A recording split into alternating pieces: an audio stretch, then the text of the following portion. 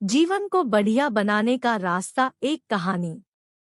आज के समय में हर इंसान की सबसे बड़ी यही चाहत है, उसका जीवन और लाइफस्टाइल बेहतर से बेहतर हो। लेकिन इस बेहतर जीवन की चाहत में इंसान पैसों और धन को सबसे प्रमुख स्थान देता है।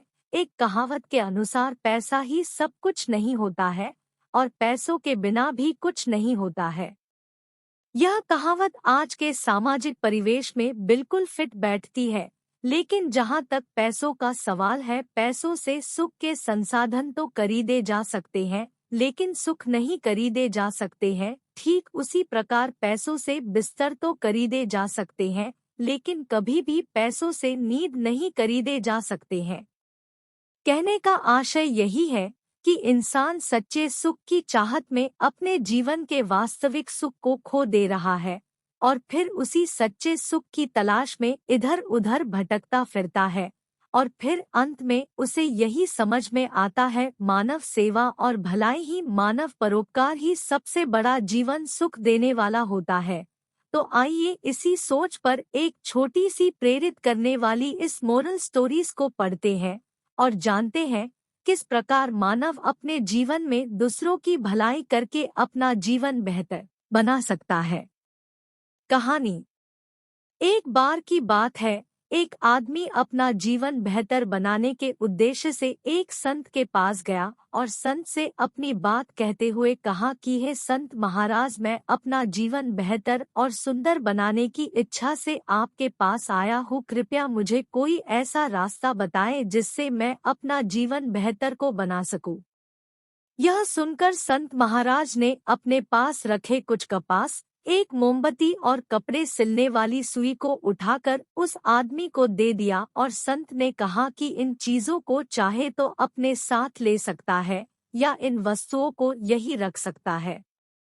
संत की यह बातें सुनकर वह आदमी बड़ा असमंजस में था और उसे समझ में नहीं आ रहा था कि भला इन वस्तुओं से अपने जीवन को कैसे बेहतर बना सकता है। और फिर उन वस्तुओं को वही रखते हुए संत महाराज से बोला कि हे संत महात्मा, मैं तो आपसे जीवन को बेहतर बनाने का रास्ता जानने आया था। भला इन छोटी सी वस्तुओं से मैं अपना जीवन कैसे बेहतर बना सकता हूँ। कृपया इन वस्तुओं से मेरे जीवन में आए इन असमंजस को दूर करिए।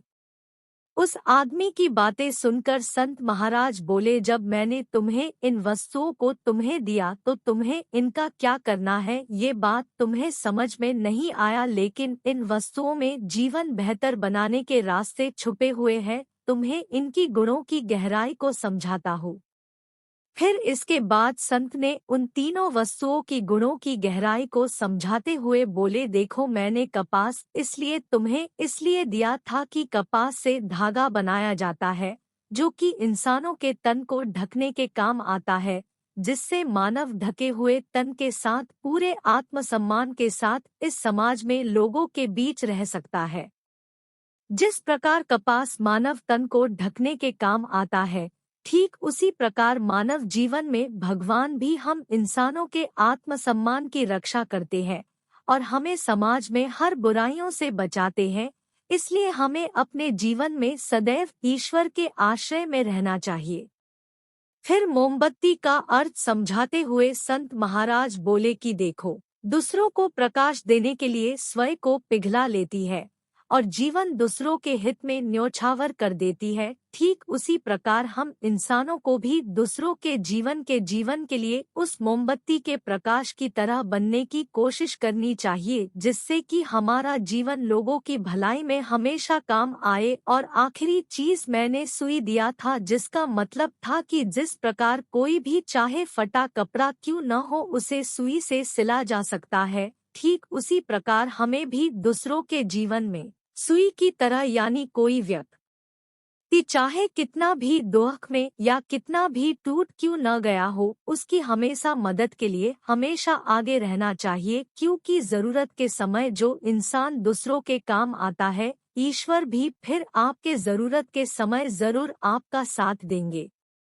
संत की बातें सुनकर उस आदमी को जीवन को बेहतर बनाने का रास्ता मिल गया था और फिर दूसरों की भलाई और परोपकार करने का प्रण लेते हुए खुशी खुशी अपने घर लौट गया और इस तरह उसे अपने जीवन को बेहतर बनाने का रास्ता मिल गया।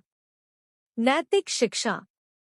यदि हमें अपना जीवन सुंदर और बेहतर बनाना है तो हमें हमेशा दूसरों की मदद में हमेशा काम आना चाहिए, क्योंकि जो लोग दूसरों के मदद में आगे आते हैं, आवश्यकता पड़ने पर उस व्यक्ति की मदद में ईश्वर खुद स्वयं मदद करने आते हैं।